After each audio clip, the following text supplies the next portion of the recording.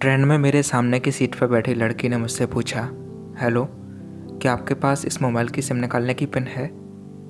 उसने अपने बैग से एक फ़ोन निकाला। वह नया सिम कार्ड उसमें डालना चाहती थी, लेकिन सिम स्लॉट खोलने के लिए पिन की ज़रूरत पड़ती है, जो उसके पास नहीं थी। मैंने हाँ में गर्दन हिलाई और अपने क्रॉस बैग से पिन निकालकर लड़की को दे दी। लड़की ने थैंक्स कहते हुए पिन ले ली और सिम डालकर पिन मुझे वापस कर दी। थोड़ी देर बाद वो फिर से इधर उधर ताकने लगी। मुझसे रहा नहीं गया। मैंने पूछ ही लिया, कोई परेशानी? वो बोली, सिम स्टार्ट नहीं हो रही है। मैंने मोबाइल मांगा, उसने दिया। मैंने उसे कहा कि सिम अभी एक्टिवेट नहीं हुई है, थोड़ी देर में हो जाएगी। एक्टिव होने के बाद आईडी वेरिफिकेशन होगा, उसके बाद आप इसे इस्तेमाल कर सकेंगी। लड़की ने पूछा, आईडी वेरिफिकेशन क्यों? मैंने कहा, आजकल सिम वेरिफिकेशन के बाद एक्टिव होती हैं जिस नाम से ये सिम उठाई गई हो। उसका ब्यौरा पूछा जाएगा, बता देना। लड़की बुदबुदाई, ओह। मैंने दिलासा देते हुए कहा, इसमें परेशानी की कोई बात नहीं है। वो अपने एक हाथ से दूसरा हाथ दबाती रही, मानो किसी परेशानी में हो।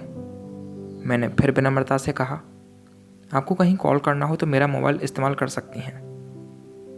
लड़की ने कहा, जी फ़िलहाल नहीं, थैंक्स, लेकिन ये सिम कार्ड किस नाम से खरीदी गई है मुझे नहीं पता। मैंने कहा, एक बार एक्टिव होने दीजिए, जिसने आपको सिम दी है उसी के नाम की होगी।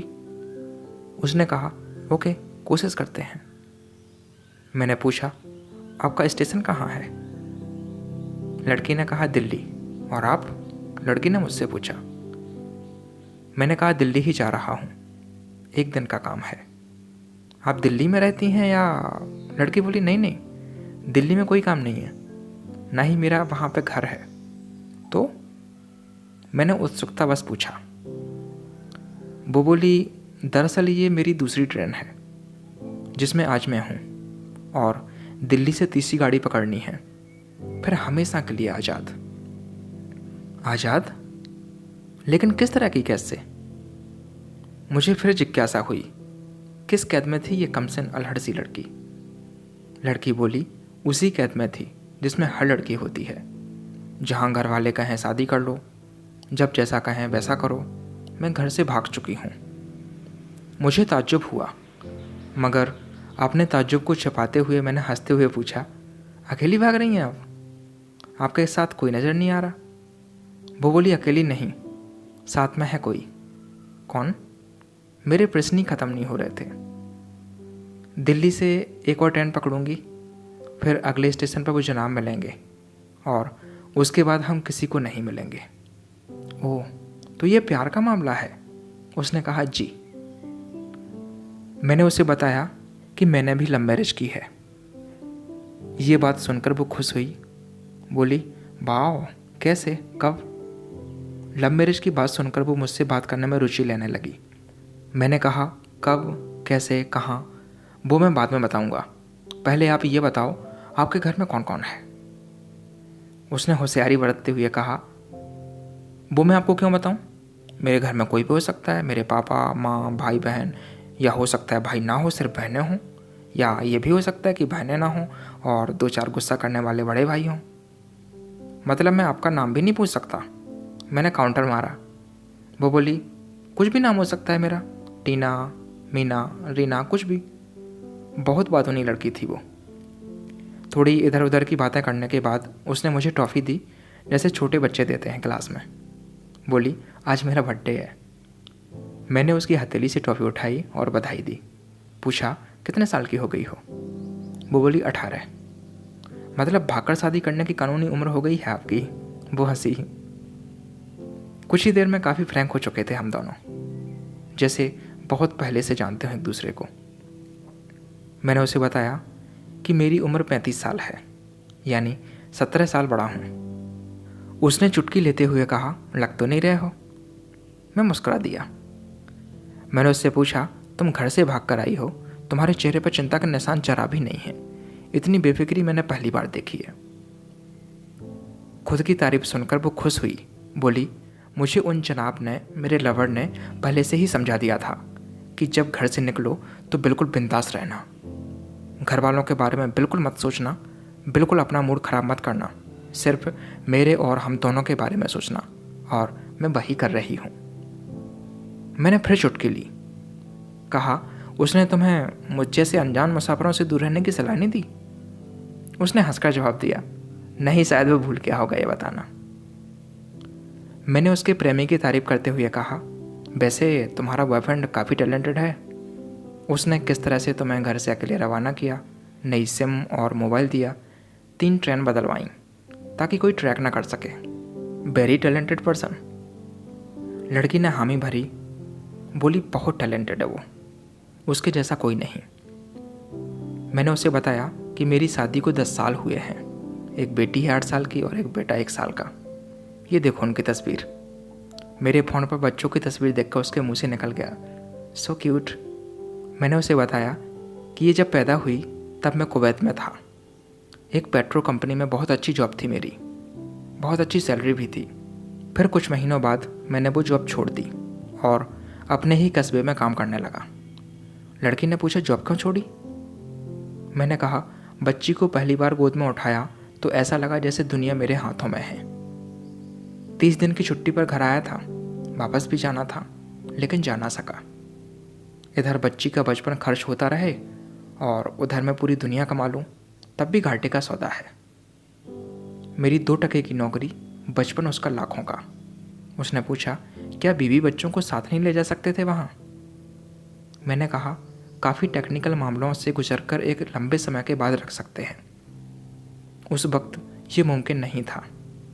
मुझे दोनों में से एक को चुनना था, आलीशान रहन सहन के साथ नौकरी या परिवार।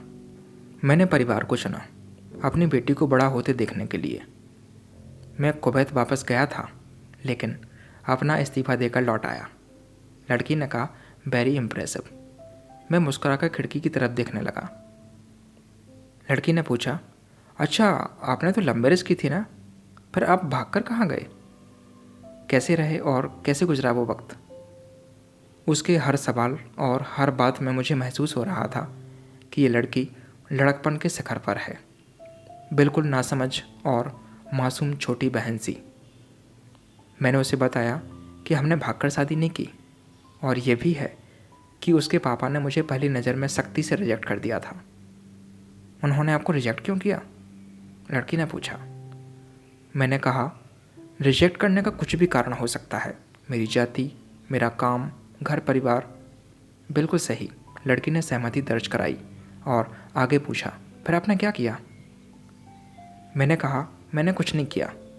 उसके पिता ने रिजेक्ट कर दिया, वहीं से मैंने अपने बारे में अलग से सोचना शुरू कर दिया। खुशबू ने मुझसे कहा कि भाग चलते हैं। मेरी वाइफ का नाम खुशबू है। मैंने 2 टूक मना कर दिया। वो 2 दिन तक लगातार जोर देती रही कि भाग चलते हैं। मैं मना करता रहा। मैंने उसे समझाया कि भागने वाले जोड़े में लड़के की इज्जत पर कोई खास फर्क नहीं पड़ता है, जबकि लड़की के पूरे कुल की इज्जत धुल जाती है। भगाने वाला लड़का उसके दोस्तों में हीरो माना जाता है, लेकिन इसके विपरीत जो लड़की प्रेमी संग भाग रही है वो उल्टा कहलाती है।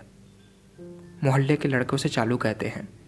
बुराइयों के तमाम शब्दकोश लड़की के लिए इस्तेमाल किए जाते हैं। भागने वाली लड़की आगे चलकर 60 साल की वृद्धा भी हो जाएगी ना, तब भी जवानी में उसके किए कांड का कलंक उसके माथे पर से नहीं मिटता है। मैं मानता हूँ कि लड़का लड़की को तोड़ने का ये दोहरा मापदंड गलत है, लेकिन हमारे समाज में यही है। ये नज़रिया गलत है, मगर सामाजिक नज़रिया यही है। वो अपने नीचे का होंठ दांतों तले पीसने लगी। उसने पानी की बोतल का ढक्कन खोलकर एक घूंट पिया। मैंने कहा, अगर मैं उस दिन उसे भगा ले जाता तो उसकी माँ तो शायद कई दिनों तक पानी भी ना पीती। इसलिए मेरी हिम्मत ना हुई कि ऐसा काम करूं। मैं जिससे प्रेम करूं उसके माँ बाप मेरे माँ बाप के समान ही हैं, चाहे शादी ना हो तो ना हो। कुछ पल के लिए वो सोच में पड़ गई, लेकिन मेरे बारे में और अधिक जानना चाहती थी। उसने पूछा, फिर आपकी शादी कैसे हुई? मैंने बताया कि खुशबू की सगाई कहीं और कर दी गई थी। धीरे धीरे सब कुछ नॉर्मल होने लगा था। खुशबू और उसके मंगेतर की बातें भी होने लगी थी फ़ोन पर, लेकिन जैसे जैसे शादी नज़दीक आने लगी उन लोगों की डिमांड बढ़ने लगी। डिमांड मतलब? लड़की ने पूछा। डिमांड का एक ही मतलब होता है, दहेज की डिमांड। परिवार में सबको सोने से बने तोहफे दो, दूल्हे को लग्जरी कार चाहिए, सास और ननद को नेकलेस दो, वगैरह वगैरह। बोले हमारे यहाँ रीत है। लड़का भी इस रीत की अदायगी का पक्षधर था।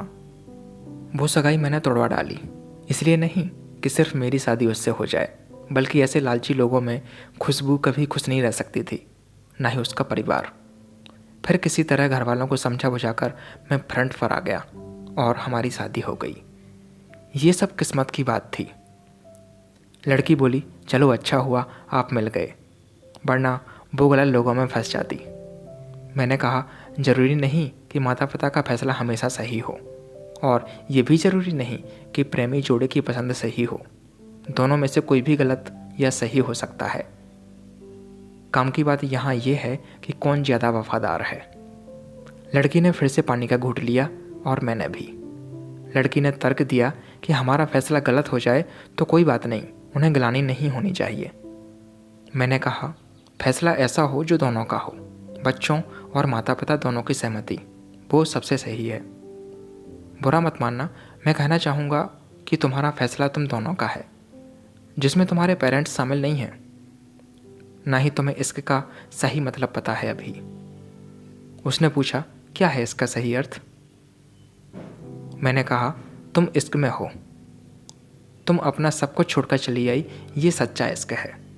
तुमने दिमाग पर जोर नहीं दिया, ये इश्क है। फ़ायदा नुकसान नहीं सोचा, ये इश्क है। तुम्हारा दिमाग दुनियादारी के फितूर से बिल्कुल खाली था। उस खाली जगह में इश्क का फितूर भर दिया गया। जिन जनाब ने इश्क को भरा, क्या वो इश्क में नहीं है?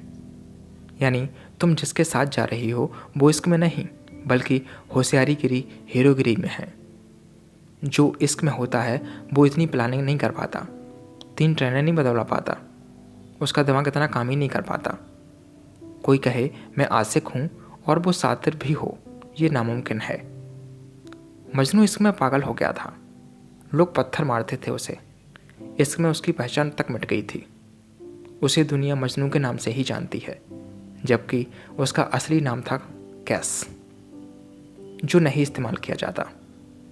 वो सातिर होता तो कैस से मजनू न बन पाता। फरहाद ने सीरी के लिए पहाड़ों को खोदकर नहर निकाल डाली थी, और उसी नहर में उसका लहू बहा था। वो इश्क था। इश्क में कोई फ़कीर हो गया, कोई जोगी हो गया, किसी माझी ने पहाड़ तोड़कर रास्ता निकाल लिया, किसी ने अतिरिक्त दिमाग नहीं लगाया, चालाकी नहीं की। लालच, हवस और हासिल करने का नाम इश्क नहीं है। इश्क समर्पण करने को कहते हैं, जिसमें इंसान सबसे पहले खुद का समर्पण करता है, जैसे तुमने किया। लेकिन तुम्हारा समर्पण हासिल करने के लिए था, यानी तुम्हारे इश्क में लालच की मिलावट हो गई। लड़की अचानक खोसी गई। उसकी खिलखिलाहट और खिलंदड़ापन एकदम से खामोशी में बदल गया। मुझे लगा मैं कुछ ज़्यादा बोल गया, फिर भी मैंने जारी रखा। मैंने कहा, प्यार तुम्हारे पापा तुमसे करते हैं, कुछ दिनों बाद उनका वजन आधा हो जाएगा। तुम्हारी माँ कई दिनों तक खाना नहीं खाएंगी, ना पानी पिएंगी, जबकि आपको अपने आशिक को आजमा कर देख लेना था। ना तो उसकी सेहत पर फर्क पड़ता, ना दिमाग पर। वो अक्लमंद है, अपने लिए अच्छा सोच लेता है। आजकल गली मोहल्ले के हर तीसरे लौंडे लपाटे को जो इश्क हो जाता है वो इश्क नहीं है, वो सिनेमा जैसा कुछ है। एक तरह की स्टंटबाजी, डेयरिंग, अलग कुछ करने का फितूर, और कुछ नहीं। लड़की का चेहरे का रंग बदल गया। ऐसा लग रहा था वो अब यहाँ नहीं है, उसका दिमाग कहीं किसी अतीत में टहलने को निकल गया है। मैं अपने फ़ोन को स्क्रॉल करने लगा, लेकिन मन की इंद्री उसकी तरफ ही थी। थोड़ी ही देर में उसका और मेरा स्टेशन आ गया। बात कहाँ से निकली थी और कहाँ पहुँच गई। उसके मोबाइल पर मैसेज टोन बजी, देखा सिम एक्टिवेट हो चुकी थी। उसने चुपचाप बैग में से आगे का टिकट निकाला और फाड़ दिया। मुझे कहा, एक कॉल करना है। मैंने मोबाइल दिया। उसने नंबर डायल करके कहा, सॉरी पापा, और सिसक कर रोने लगी। सामने से पिता भी फ़ोन पर बेटी को संभालने की कोशिश करने लगे। उसने कहा, पिताजी आप बिल्कुल चिंता मत कीजिए, मैं घर आ रही हूँ। दोनों तरफ से भावनाओं का सागर उमड़ पड़ा। हम ट्रेन से उतरे। उसने फिर से पिन मांगी, मैंने पिन दी। उसने मोबाइल से सिम निकाल कर तोड़ दी और पिन मुझे वापस कर दी। कहानी को अंत तक सुनने के लिए धन्यवाद। देश की सभी बेटियों को समर्पित। ये मेरा दावा है, माता पिता से ज़्यादा तुम्हें दुनिया में कोई प्यार नहीं करता है। कहानी सुनकर शेयर अवश्य कीजिएगा। शायद कोई परिवार, कोई बेटी और उनका भविष्य इससे बच जाए। यदि आपको ये कहानी अच्छी लगी है